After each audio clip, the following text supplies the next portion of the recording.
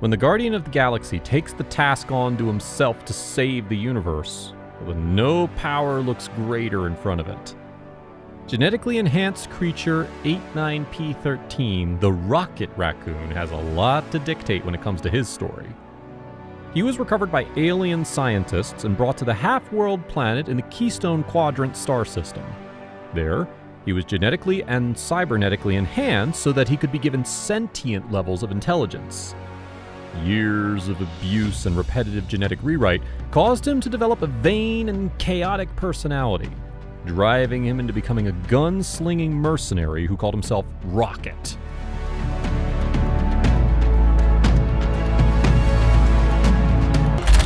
Oh, yeah. Partnering with Groot, Rocket made his way into the galaxy, performing various acts of adventure. The encounter with the Star-Lord and the quest for the orb was the pathfinder for him. Rocket and Groot traveled to Xandar. He picked up a signal from the device and spotted Peter Quill with Berit there. Star-Lord had tried to set up a deal, but the fight was what destiny had planned for them. Rocket tried to tell Groot to capture Star-Lord, to which Groot then trapped Star-Lord with a huge bag. Rocket's victory was short-lived once Gamora recovered and shoved him away. Gamora attacked Groot by slicing his arms off.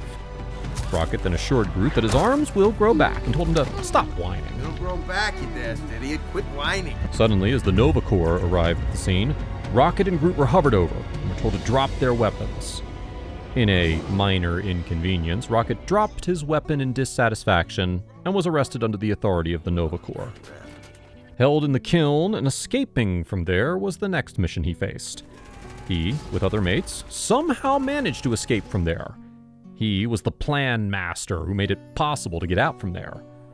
From there, with Gamora and others, he headed toward the Nowhere planet. They had the orb, and Rocket listened to Gamora's explanation of her reasoning for picking this particular location as the place to sell resources. Soon after getting drunk, he picked up a fight with Drax for his disrespectful personality, which soon escalated into involving Groot in the fight. Quill intervened before any harm was done. Orb was what they all were here for. Escaping away from the power that the orb had carried, Rocket noticed Gamora had caught it, causing him to be frightened by the item inside it. Rocket made sure to fight against Ronan and Nebula, who arrived with their entire army of Sakurans.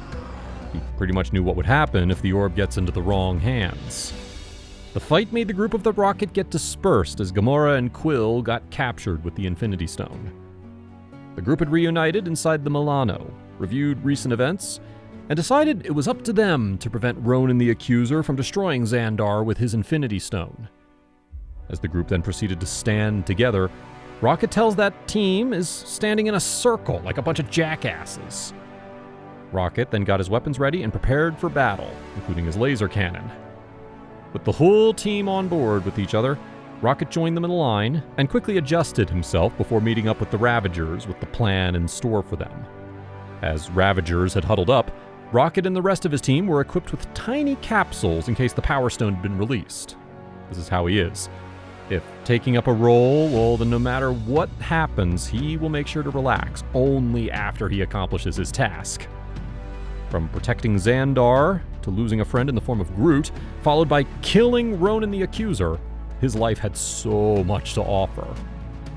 He then joined the team of the Guardians of the Galaxy, and from there on, his life got an aim to follow. The Sovereign Fleet was the next challenge which he faced.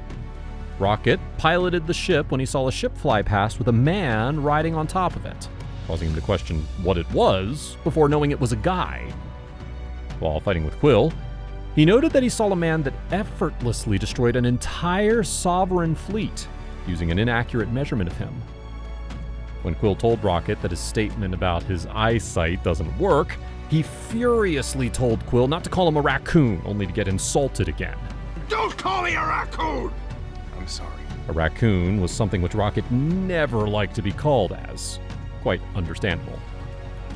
Now, understanding that Ego is a planet, and now has to fight against him to save his allies, Rocket walked over to a laser drill with Yondu Udanta, getting ready to battle along with this task. Rescuing Peter Quill was what he initiated, and did it with ease. This made sure that he too has a heart that beats for others. Destroying Ego and Yondu Udanta's funeral was what he had written in his cards. In the battle on Ego's planet, that was where we saw the warrior in him. Time flew by, just like his spaceship, and he evolved into a fighter. Yeah. He, then with the Guardians of the Galaxy using the Benatar, traveled in space for the insurgency of a distress call sent out by the Asgardians. Rocket asked the team why they were answering the signal, in which Gamora told him that someone needs saving. Upon their arrival, the team witnessed the wreckage of a ship that had been recently destroyed, leaving the Asgardians to die in space. And guess who was the lone survivor there? It was Thor. Once the Guardians of the Galaxy took Thor on board the Benatar, the team tried to figure out how he was still alive. Having Thor settled down and eating soup, Gamora told him about Thanos' goal using the Infinity Stones. Thor tells them that they should travel to Nidavellir. Rocket was in disbelief at how the place was real all along, very much liking to go. Thor told the team that Rocket was the correct and smartest person, before calling him a rabbit. Rabbit is correct and clearly the smartest among you. Rat? Only Eitri the dwarf can make me the weapon I need. The Rocket was confused by what Thor called him. Guessed that Thor was the only person who could measure the intelligence that Rocket possessed. Rocket was offered to go with him, complimenting him on being a noble leader. Rocket happily accepted Thor's offer and prepared to travel to Nidavellir. He was the person who made sure that Thor got to the Stormbreaker. There, Rocket and Groot were then transported by Thor using Stormbreaker's Bifrost Bridge to Wakanda on Earth. They arrived in the middle of a battle between the Avengers, Wakandans, and the Outriders. Rocket instantly joined the fight. How much for the gun? Not for sale. Okay, how much for the arm? Oh, I'll get that arm. As Thanos snapped his fingers to Rocket's horror, he watched as Groot, who was calling out to him, disintegrate into dust. From there on, being a member of the Avengers, bringing in Thor, locating the Infinity Stones, pulling off the time heist, defeating Thanos, and departing from Earth later, going on adventures with Thor, he made sure to live life as a complete warrior. You missed Groot's story, didn't ya? How can you miss Rocket's best friend's story? You can't. So just click on this link to take a tour of Groot's journey.